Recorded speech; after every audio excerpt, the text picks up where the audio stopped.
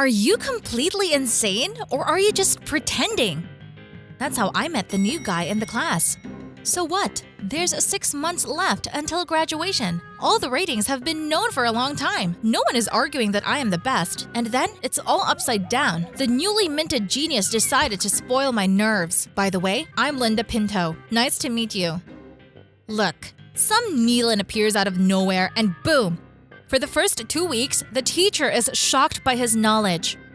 From the last desk, he moves to the first, and the director almost says hello to him. Don't you dare cross me! I've had my teeth gnawed out for a couple of years with the palm tree at this school. I'm the one who decided to have a friendly chat with Neelan after school, and he's calm as a boa constrictor. I yelled at him. I shout, I stamp my feet, and he, as in Nirvana, calm, smiling? I couldn't help but grab him by the collar. Are you completely insane? But Neelan slowly took me by the wrists and lowered my arms. Calm down, I'm not pretending to be you. I turned around and quickly left, and after that, who is insane? The whole school witnessed Linda Pinto being flunked. Horror. But I didn't think to give up. I talked to my boyfriend Dick into talking to Neelan like men. Dick reluctantly agreed. A couple of days I tracked down which way Neelan goes home. And when he crosses the park, the opportunity to beat him up is perfect. Lots of bushes, a place in the bush no one will ever know. Dick took 2 more of his friends with him for the extras. And I waited for Neelan in the bushes nearby, rubbing my hands. Now you, Neelan, learn how it hurts Linda Pinto. At that time, Neelan really appeared on the path. He walked quickly. But then, as the casket jumped 3 young men, Dick and his fighters, I was sitting quite far away, but Dick's menacing gaze frightened him. He stepped forward, at Neelan, and threw his fist at him in front of his nose. I too have clenched fists in the bushes. Here you are, upstart. Now my boyfriend will show you how to… What? Neelan suddenly dropped the bag from his shoulder, and having made a coup in the air, one heel hit all 3 at once, and those rattling disappeared in the bushes. Oh no. Something's not going according to plan. Okay, Linda Pinto will handle it all. Why? You just don't know the story of Camille Gypsum Leg. Yeah, after our conflict with her, she wasn't called anything else. The poor girl simply transferred to another school. And I warned. In the school corridor after school and without witness. Stay out of it, Camille. There can only be one queen in the school, and that's me. But Camille thought her father's 6-point check on the school pool would help her win the school beauty pageant. But it wasn't. I've tried on this crown so many times in my dreams. I worked so hard to be the best in every contest that no Camille could stop me. And yes, I'm sorry, I gave her a real scam before the competition, and it worked. I mean, I threw a big spider in her locker, knowing that beautiful girl had a fear of spiders. And you should have not told about it at every step. I also have phobias, but no one knows about them. So, I share a secret to disable the competitor. Buy a spider on the internet, but a lot, and put it in the locker under the textbooks. And then at recess, razz and screech the whole school and attempt to escape. But because of the slippery floor, a bad fall and sprained legs. Nothing serious, but Camille did not participate in the contest. And I got the crown.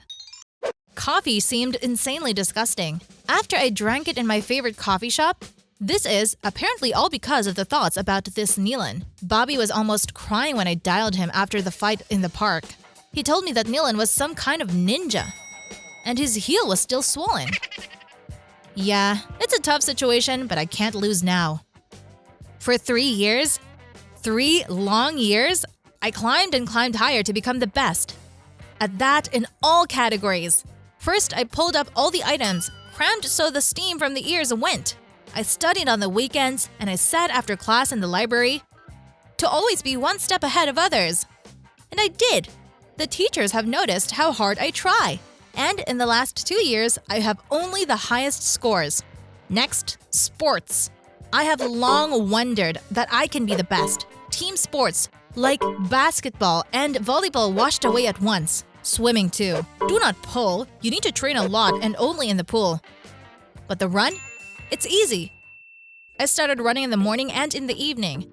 There were a lot of runners in the stadium near the house, and I was watching them, learning who was running, different techniques. Plus, I was watching YouTube videos. 2 months later, my gym teacher invited me to a workout class after.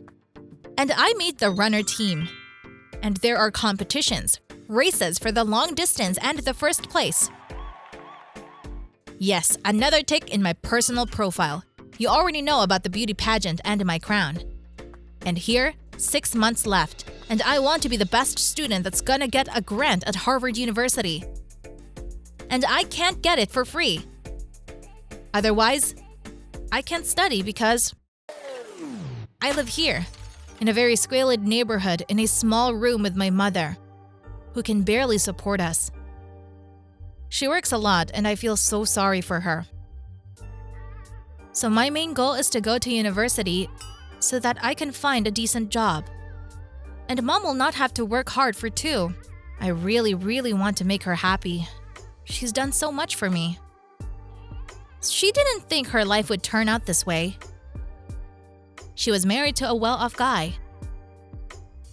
My dad continued my grandfather's work, and he had his own car repair service. Everyone in our neighborhood knew him. I was born in a big lighthouse that always smelled like mom's apple pie mixed with machine oil. We were so happy, but one day dad had an accident at work. Because of the short circuit, a fire started. Dad was saving other workers, and he himself did not have time.